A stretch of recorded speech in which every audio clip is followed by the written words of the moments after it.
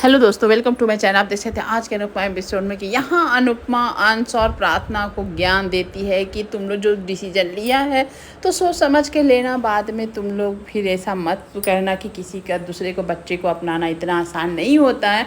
कल दिन तुम्हारा अपना बच्चा हो जाएगा तो फिर तुम सोचोगे कि उस बिहेवियर में फिर प्रार्थना को ही बोलती है कि अगर कल दिन वो अंश तुम्हारा बच्चा को डांटता तो तुमको ऐसा लगेगा कि एक अंश का बच्चा नहीं इसलिए डांट रहा। तो यहाँ पर अंश बोलता है कि मैं अनु दादू से भी कुछ सीखा हूँ, तो मैं वैसा कुछ नहीं करूँगा अनुमा, बस आपका परवरिश है तो मैं भी उसी तरह से मैं सब कुछ नहीं। आपने जिस तरह से आपका बच्चा ना होते भी आपने हम लोग सबको प्यार दिया है, अपनी माँ की तरह रखा, तो मैं भी ऐसे ही करूँगा। इस तरह से अनुपमा को विश्वास दिलाता है यहाँ अंश और प्रार्थना दोनों। और यहाँ अंश बोलता है कि मैं दादू की तरह नहीं करूँगा जो दादू ने माही के साथ किया। और ये सुनकर अनुपमा को आंखों में खुशी आ जाता है कि चलो परवरिश अंश का ऐसा है। या यहाँ अनुपमा बताती कि माँ बाप तो सब बच्चे के साथ एक साथ ही बिहेवियर करते, लेकिन बच्चे को लगता है कि माँ मेरे साथ ऐसा कर रही है चाहे वैसा कर रही है।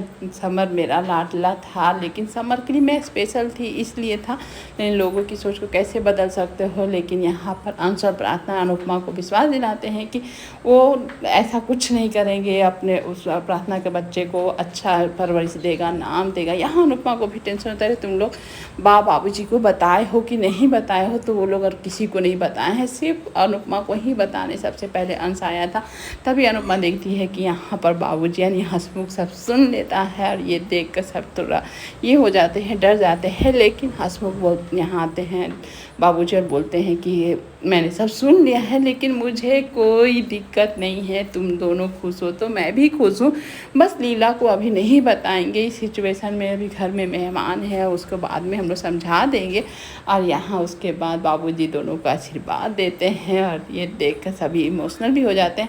यहाँ पर देख सकते हैं कि दोस्तों को देख कर जसप्रीत हो या सारे यहाँ पर अनुपमा की टीम हंस रहे होते हैं कि जिस तरह से वो कर रहा होता है बचकानी हरकतें एकदम अनुपमा के इर्द गिर्द घूम रहा के सरवन बेटा बन के। और ये देख कर सभी हंस रहे होते हैं। भाई तोसु हंसने का पात्र ही अभी बन चुका है। यहाँ अनुपमा किचन में घुसती है, देखती है किचन का हाल बहुत ही बुरा। जहाँ अन्नपूर्णा की तरह अनुपमा किचन में पूजा वूजा करके खाना बनाती थी, वही किचन आज इतना अस्त व्यस्त है। तभी आ जाती है वहाँ लीला यानी बा आके देखती है कि अनुपमा एकदम से किचन में घुस के पूरा साफ सफाई सब कुछ जगह पे रखना करना देखती है। और यहाँ पर लेकर चाय अनुपमा आती है और देखती है कि बाबूजी की दवाई नहीं है, 5 दिन से दवाई ख़त्म है, कोई देखने वाला नहीं है। और यहाँ पर अंश पर कितना भार दिया जाए, इस तरह का बाबूजी का बोलना होता है। तभी वहाँ पाखी आती है, मेकअप का सामान खरीदने के लिए जा रही होती है। तभी अनुपमा आती है और मम्मी गिरी झाड़ने शुरू हो जाता है। अनुपमा का बोलती अभी कभी जा दवाई लेकर आ। और ये देखकर पाखी अब कैसे न जाएगी, बेचारी को जाना पड़ता है। यहाँ पर अनुपमा के सामने कौन टिक सकते, जब अनुपमा अपने पे आए मम्मी गिरी झाड़ना शुरू कर दी है।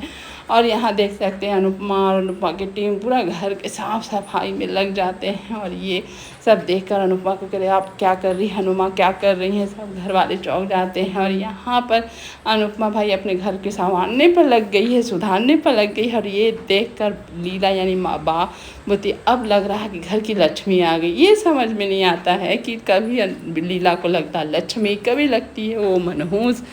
ऐसा कैसे लोग मतलब कि एक पल में सब कुछ बदल जाते हैं। और यहाँ पर देख सकते हैं कि लीला के झूला पर बैठ गई है सरिता। और सरिता एंजॉय ही कर रही होती, इसे तो मालूम ही नहीं किसके झूला पर बैठे हुए हैं।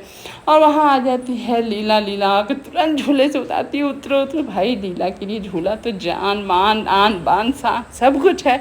और ये देखकर सब हैरान भी हो जाते हैं, अरे ये क्या है इतना एटीट्यूड झूला को लेकर यहाँ पर। और इसके बाद आप देख सकते हैं कि डांस रिहर्सल के लिए अनुपमा और जसप्रीत आए हुए होते हैं। तभी अब मुलाकात हो जाती है राही से।